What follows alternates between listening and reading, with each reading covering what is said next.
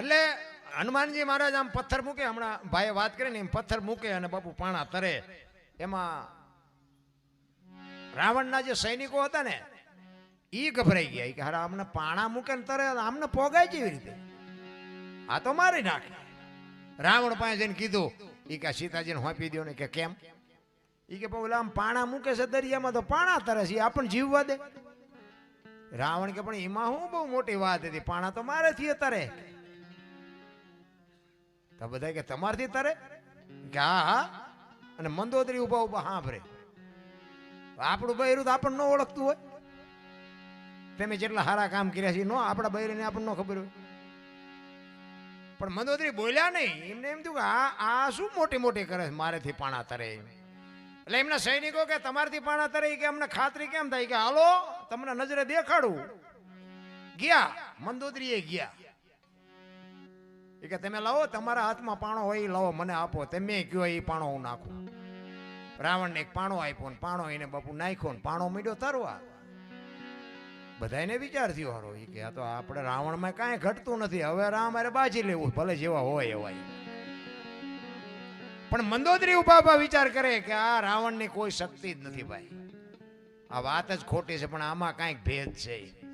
મેં કીધું એમ આપણું બૈરું તો આપણને ઓળખતું જ હોય. રોજ બુસ્કોટના બટન તોડીને જતા હોય ઘરે, ન ખબર હોય કે આ માનમાં આવેલા છે ઘરે. ખબર તો હોય, જાણતા જ હોય. પછી મંદોદરી ના મેલે રાવણ આવ્યો ને હાજે, એટલે કીધું કે સ્વામિનાથ મેં અત્યાર સુધીમાં તમને કાંઈ પૂછ્યું નથી, પણ આજ મારે તમને એક સવાલ કરવો છે. કે શું? એ કે સવારે આપણે સમુદ્રે તમે પાણો તર્યો કેવી રીતે, એ મને ન સમજાણું. એ કે એ નથી કેવું. એ કે પણ હું તમારું અડધું અંગ છું, મને તેમ ન કહ્યું. કે કહું ખરો, પણ એ કે મારો રામનો જ્યાં સુધી આ બધું ડખો પતે નહીં તમે તારે કોઈને ખુલાસો નહીં કરવો. એ કે નહીં કરું.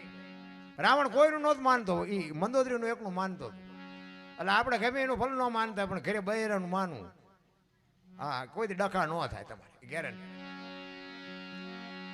એ કે શું?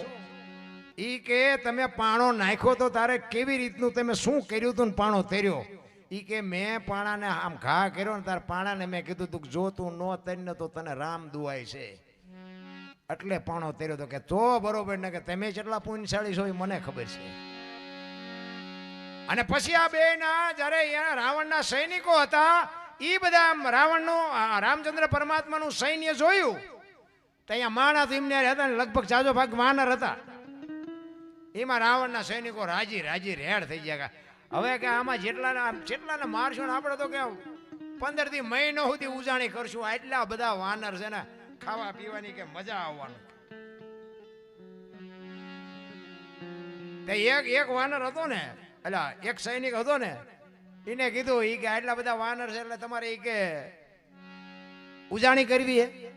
હા, પણ કે જો તો ખરો નકરા વાનર છે, કે આ શું આપણને કરવાના હતા, મારીને મોજ કરશું. એક કે થોડાક દી મોર આવ્યો તો એક જ વાનર હતો, કે આખી લંકાને હળગાવીને જો તેથી ચાઈ ગયા હતા બધા, તેથી હાજર નહોતા. એકની તમે ઉજાણી નથી કરી, કે આટલા વાનરને તમે ઉજાણી કરશો? તેથી આખી લંકાના ઝાડવા ઉંબળી નાખ્યા, લંકા આખી હળગાવી, તો એ કઈ ઉકારો ન કર્યો. એ કે હા માર્યો હતો એવું.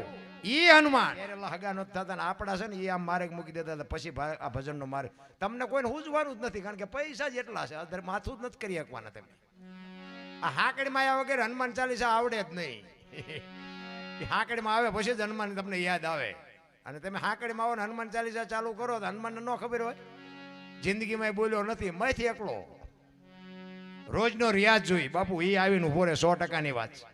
અને અમે વાત સાંભળી, અમને હમણાં ભાઈ કહેતા હતા એ કે અમારે પહેલા નાની મૂર્તિ હતી ને અત્યારે વધે છે. ખરેખર હનુમાનજી તો વધે જ છે 100%. અમારે અહીંયા 3 મૂર્તિ એવી છે, 3 જગ્યાએ એવા મંદિર છે. એક તો મારા ખેતરના શેઠે છે, વર્ષો પુરાણી રાજાશાહી વખતની. અને કોકને સપનામાં આવ્યા ને કીધું કે આમાં માયા છે, એ માયાની ખબર પડે એટલે કોઈ દિવસ જાય નહીં, કોઈ ભાગ પડાવે. આપણે આખે આખું બધાને આખું જ ખાઈ જવું છે, પછી ગળે રેને ઉલટ્યું કરે. રાતે જ્યાં ખોદવા 4-5 જણા જે સવારે 7 ફૂટ ખોદ્યું ને પછી બાપુ ભડાકો થયો ને પછી જે ભાગ્યા જોડા પડ્યા રહ્યા અહીંયા. અમારે એવા હનુમાનજી છે. એ બાપુ મૂર્તિ નાની હોય છે, અત્યારે મારા જેવડી છે. કોક વાર આવો અહીંયા હું તમને દર્શન કરાવું. મારા ખેતરના શેઠે છે. કહેવાનો મારો મિનિંગ હનુમાનજી બાપુ અષ્ટ સિદ્ધિ નવ નિધિ કે દાતા અસબર દીન જાનકી માતા બાપુ માં ભગવતી સીતાજીએ એને અજર અમરનું વરદાન આપ્યું છે. કારણ કે સતયુગ પૂરો થયો ને કળિયુગ આવ્યો ને, તો કળિયુગ ને આડા હનુમાનજી ઉભા રહ્યા કે કળિયુગ ને હું આવવા ન દઉં. ભોળાનાથે કીધું ઈ કે હનુમાનજી વિધિના લેખમાં તમે માથું મારો માં, ઈ કે નહીં, કળિયુગ ને જો આવે ને તો મારા રામનું કોઈ નામ ન લે, કળિયુગ નથી આવવા દેવું.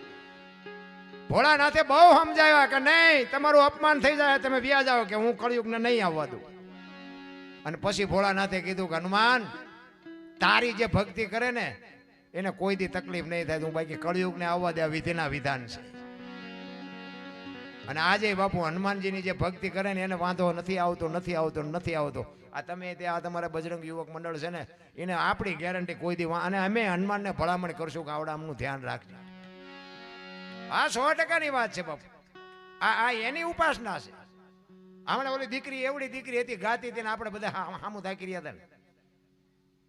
આપણે આવડા ઢાંઢા થયા તો આપણને એક હનુમાન ચાલીસા ન આવડે, કઠણાઈ ન કહેવાય. અને તમને એટલું બધું લાગતું કે એટલું બધું હેલું છે, તમારું ગામ છે ને, અહીંયા આવીને કે આમાં જયા બોલાવો તો તમને ખબર પડે કેટલું અઘરું છે. લોહીના ધબકારા વધી જાય. એવડી એક આ દીકરી કેવડી છે, ધન્યવાદ ન દેવાય.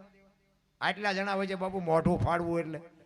અમે તો જો કે નાક કાન ઘેરે મૂકીને જ આવી છે, અમારે તો કાંઈ છે જ નહીં.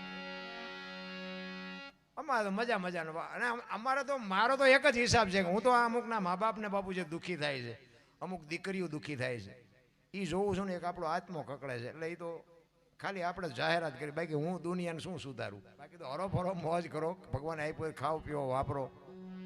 આપણા ગઢ અને સારા લુગડા નથી જીડ્યા, થીગડા ઉપર થીગડા મારતા હતા, અત્યારે ફાટલા પહેરવાનું ચાલુ કર્યું. એટલે જીન્સમાં માથા વ્યા છે એવડા પાકા હોય. તમે જોવો તો ખરા, આ ભણતર તો જોવો તમે. અમારે તો ટાબરિયા દીકરા છે ને, એ પહેરે ને પછી હું એમને કહું, આવાજ એમ પહેરતા હતા, ખબર નહોતી આવું ટાણું આવશે ને, કે એમ હાઈસવા હોત તો એમ અત્યારે પહેર જ તારી હારે. અરે માથામાં તમે જોવો ને તો આઈન પર ટકો હોય ને, આઈન પર કાન ઢાંક્યા હોય, એવા ભૂંડા વરવા લાગે આપણને. એમ થાય જોવો તો ખરા, ફેશને દી ઉઠાડ્યું આવું હોય. સોટલા લે, સોટલા બોલો, જણ સોટલા લે, આમ ઠેઠ કેડ સુધી લટકતા હોય, પાછા આમ હાલે, આમ તમે જોતા પડે ઘરે તમારો બોલો થાય, જાણે સિંહ મારીને આવ્યો હોય એ માર્યો આવતો હોય. અરે સંસ્કૃતિ બાપુ બતાવી દીધી રામ. જીવન મળ્યું છે અનમોલ, 5 તત્વનો દેહ છે, મહાપુરુષો કહે છે 5 તત્વની આપણને ખબર ન પડે તો બાપુ આપણો ફેરો ખોટો વયો જાય. મીરાબાઈએ કીધું, આત્માને ઓળખ્યા વિના લક્ષ 84 નહીં મટે, તમારી ભ્રમણા ભાંગ્યા વિના ભવના ફેરા નહીં મટે. તમારે અને મારે, તમારો ને મારો આ દુનિયામાં જન્મ થાય ને, જન્મ થયા પહેલા માએ બધી તૈયારી કરી રાખી હોય. માએ ગોદડા ને ખોયા ને આ ને તે બધું જે એને ખબર જ હોય મને ભગવાન દીકરો દીકરી આપશે, એના માટેની તમામ તૈયારી માએ કરી રાખી હોય. અને આ દુનિયામાં તમે આવો ને 60 80 100 વર્ષ જીવો ને પછી મરી જાઓ ને, તેથી દુનિયાએ બધું તૈયાર જ રાખ્યું હોય. લાકડા તૈયાર હોય, ઉપાડનારા તૈયાર હોય, ગોઠવનારા હોય, દિવાળી મૂકનારા હોય ને ઘોંકા મારનારા હોય. હવે પહેલી ને છેલ્લી બે તૈયારી જતા એટલી નહીં કરી રાખી હોય. વચ્ચે થોડીક ખબર પડે ને, થોડુંક આમ ભણે ગણે, એટલે તમે એ મારા બાપ કડી ગેઠા બે જાઓ, અમારી કેસેટ કપાઈ જાય, પૈસા હું ભેગા કરી દઈ તમ તાર હમણાં. એવા બાપુ બુદ્ધિના ગાળિયા થયા છે. તમને મને અવતાર મળ્યો છે ને, જો બાપુ હાવ ફોગટ વ્યો જાય. મહાપુરુષો કહે છે, બોલે એ બીજો નહીં, પરમેશ્વર છે પોતે, અકલ મઠા અવળા મથે બહાર જઈને ગોતે. અમે તાર રોડા ગાડીઓ લઈને નીકળીને, હરિદ્વાર વાળા કે સોમનાથ જવું, પાવાગઢ વાળા કે દ્વારિકા જવું. આ પણ સાચું ચા છે, તારા બધા હળિયા સીડ્યા છે. જે રોડે જાઓ ને જય મારી અંબે, જય મારી અંબે. આમ જતા હોય તો કે જય ગિરનારી, જય ગિરનારી. આમ જતા હોય તો કે જય રણછોડ, જય મને એમ થાય કે આ છે શું એ નથી સમજાતું. અમે તો ગોકુળમાં ગયા હતા, 4 5 ભાઈબંધો ફરવા ગયા હતા. એક રૂમમાં બેઠા હતા ને, બાપુ એક બેઠા હતા, અને નાનો એવો હિંડોળો હતો, કૃષ્ણ ભગવાનની મૂર્તિ હતી. તમે અંદર ગયા મેં કોઈ કહીશે જોવાનું. અમે અંદર ગયા બાપુ બેઠા હતા ને હિંડોળો બેઠો હતો. આવો આવો આવો કે બેસી જાઓ. અમે બધા બેઠા મેં ચા બા પાઈશીએ. તમે બધા બેઠા ને પછી કે 100 રૂપિયા લાવો. શીના? એ કે કાનુડાને હિંચકો નાખવાના. હવે મેં કીધું અમારા 100 રૂપિયા બગડે ને કાનુડાની નીંદર બગડે ભલે હું તો. મને કે નાસ્તિક લાગો. મેં નાસ્તિક છે તેમાં જ કાનુડો અહીંયા દ્વારકા વ્યૂ આવ્યો. આ કઈ છે નહીં, અહીંયા તમે આંટો મારવા આવે. કાનુડો તમારી ભેગો છે અહીંયા. આવીને આવી દુકાનું છે. માને ને બાપને જરૂર હોય ને તો આપજો. હું તો ખટારો લઈને આખી દુનિયા રખડી આવ્યો. કાંઈ છે નહીં. આપણી જે કચ્છ કાઠિયાવાડ સૌરાષ્ટ્રની ધરતી છે 10 કિલોમીટર હાલો ને એક સાધુ બેઠો હોય. હરિહરની આકલવું પડે. મફત ખાઓ પીઓ મોજ કરો. આ ખબર પડે છે આપણને કેવું ભજન છે? વાડ વગરનું ખેતર હુવાન ટાણું હોય ને 2 બસો આવે. બોલો આપણું બૈરું નો રાંધીને ખવડાવે એ આપણા સાધુ રાતે ખવડાવે. આપણે રાતે થોડાક મોડા ગયા હોય તો આપણું બૈરું નો ખખલાવે. હોટલું નહોતી આવી ઈ સિંગડાળિયા પીડા ખાઈને હોઈ જાઓ. કોઈ રાંધી નથી દેતું. આ સાધુ બાપુ આ તમને મને ખવડાવે છે. આ ભજનની હજી આપણને ખબર જ નથી. રામ એવા બુદ્ધિના ગાળિયા ત્યાં. મને તો એમ થાય ભગવાન જેમ આપતો ગયો ને એમ દુનિયા બગડતી ગઈ. એક આમ ભાઈ દિવાલમાં ખીલી ખોડતો ઊંથી માથું દિવાલ કોઈ નાણિયું કરે હથોડિયું મારે અને રિયો બબડે કે કારખાના વાળામાં બુથિયું જ નથી કે ઊંથિયું ખીલિયું કાઢ્યું. એનો ભાઈ કે શું કે છે કે ખીલિયું જો ને કે ઊંથિયું કાઢ્યું. એનો ભાઈ અહીંયા જોઈએ કે તારામાં બુદ્ધિ નથી. કે કેમ? એ કે આ દિવાલની ક્યાં છે? આ દિવાલની છે. આમ પકડીને લઈ કે આ આણી તો આઈને પાસેથી હું તો અહીંયા મથતો હતો. આખી જિંદગી દિવાલું ફેરવી પણ અહીંયા ખીલી નો ફેરવી નાખી. મારી ખીલી ફરે ફેરવો દિવાલું. ત્યાં સમાધાન થતું તું ન કરી ક્યાં. આવા બુદ્ધિના ગાળિયા થયા છે. હું હોય તો જ હાલે. ગંગા સતીએ બાપુ વાણીમાં કીધું કે હું અને મારું આ 2 મનનું કારણ છે. આ 2 જો વાત પતી જાય ને જિંદગીમાં કાંઈ છે જ નહીં. માણસ જન્મે ને 1.5-2 કિલો કે 2 કિલો જ હોય. 60-80-100 વર્ષ જીવે પછી મરી જાય ને શમશાનમાં લઈને હળગાવી નાખો. હળગી ગયા પછી રેખ્યા ભેળી કરીને જોખો એટલે 2-2.5 કિલો થાય. કઈ છે નહીં. વાતમાં હિલોળા કરો ને ભલામણા. પાછા એ અમુક તો એમ કે અમે ચોખ્ખું ઘી લાવીને ભક્તિ આમ કરવી છે ને આવું આસન જોઈને આ સારા મેલી અગરબત્તી. હવે કપડાય નહોતા પહેર્યા. તું શું સારા ચોખ્ખા ઘીના દીવા કરતો હતો? તારી આ દુનિયામાં માથાના વાળ જેટલી સંપત્તિ નથી. હજી ખબર જ નથી. આપણે છે ને આ સંપત્તિના ચોકીદાર છીએ. માલિક કોઈ નથી. માલિકના વેમમાં રહેતા નહીં. ચોકીદાર જેમ ગઈઢો થાય ને પછી રિટાયર થાય ને બીજો આવે ને એમાં આપણે રિટાયર થઈને છોકરા આવે. એ રિટાયર થઈને એના છોકરા આવે. માલિક બાલિક કોઈ નથી. ચોકીદાર છે આખી દુનિયા. બધા બાયું ચડાવે. લ્યો કોની આગળ વાત કરવી? હું દરબાર, હું પટાલ, હું કોળીન, હું ભરવાડ. આપણે બધાને હાથ જોડી. હા તમારી વાત સાચી. બાસવા બી મેળ ક્યાં પડે એવું છે. હું તો એક જ વાત કરું. 18 વણમાંથી બોલાવો ને એક હોડીમાં બેહારો એક હોડીમાં અને હોડી વહેતી કરો ને ખીલી જાય એટલું ફાંકું પાડો.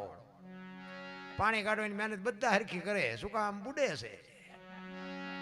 બુડે પછી એક થવું તે પેલા મરો ને પછી દરબાર હોય તો મંડી જાય કાઢો ને મરશું કે હમણે. એકતાની જરૂર છે ભલામણા. એક થઈ જાઓ. અરે હું તો એમ કહું ભલામણા કોઈક ઝૂંપડામાં નાના માણસો રહેતા હોય એને કોઈક મદદરૂપ થાવ. એક તમે ગરીબ માણસ હોય એને બાપુ કંઈક આપો ને. તમે કાજુ બદામથી ધરાઈ ગયા છો. બાકી એ લુગડા વગરના છોકરા છે ને એને પાર્લેની ખબર નથી. પાર્લે કેવું હોય. એ તો જેની માથે ગરીબી હોય ને એને ખબર હોય. હાથમ આઠમનો તહેવાર હોય અને કોક દી ઝૂંપડામાં જઈને પૂછો કે તમે ઢેબરા કેમ નથી બનાવ્યા? અને એ લુગડા વગરના છોકરા બહાર રમતા હોય ને એની મા માલિકો હોય ને એ એમ કે થોડાક પૈસા હતા ને લોટ ને ગોળ લાવ્યા પણ તેલના પૈસા નહોતા ને એટલે ઢેબરા ન બનાવ્યા. અને જો મારો નાથ અપાવે હનુમાન દાદા બાપુ જો કે કદાચ કૃપા કરાય અને એવા ઝૂંપડામાં 500 કિલો તેલ આપી આવો ને અને એમાંથી બાપુ જે તેલના ઢેબરા બને અને લુગડા વગરના છોકરા ખાય એના પેટમાં જાય ને પછી જે આશીર્વાદના ધોધ છૂટે ને એ ખટારાના ઠાઠામાં ગરી ગયા હોય ને તોય મારો નાથ ન મારી કે કરવાની જરૂર તો આ છે.